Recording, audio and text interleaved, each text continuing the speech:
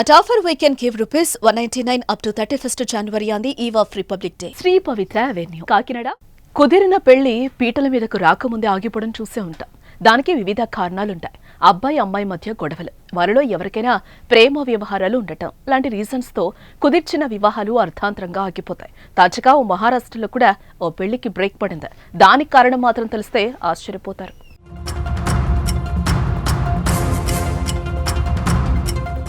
అటు 7 తరాలు ఇటు 7 తరాలు చూసి పెళ్లి చేయాలి అన్నారు పెద్దలు. అప్పట్లో చాలా పెళ్లిలు ఇలానే జరిగేవి. కాలం మారాక చేసుకున్నవారు మంచివాడైతే చాలు అనుకుంటున్నారు. కాబోయే వారికి ఎలాంటి అలవాట్లున్నాయి, జీతం ఎంత, ఆస్తులెంత అనే ప్రాతిపదికన పిల్లనిస్తున్నారు. ఇప్పుడు కాస్త అప్డేట్ అయ్యారు. పెళ్లి కొడుకు సిబిల్ స్కోర్ ఆధారంగా వరుడి స్థితిగతులను అంచనా వేస్తున్నవారు పిల్లనిచ్చేవారు. ఈ సిబిల్ స్కోరే ఓ పెళ్లిని ఆపేస్తుంది.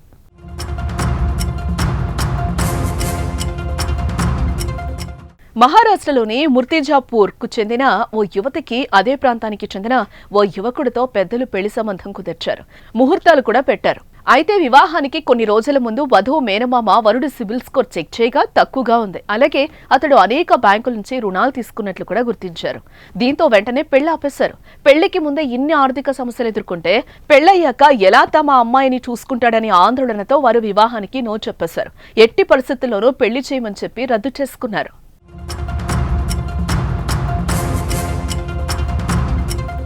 ఏదైనా బ్యాంక్ లోన్ కావాలనుకుంటే ముందుగా బ్యాంకులు మీ సిబిల్ స్కోర్ చెక్ చేసి లోన్ మంజూరు చేస్తారు కదా.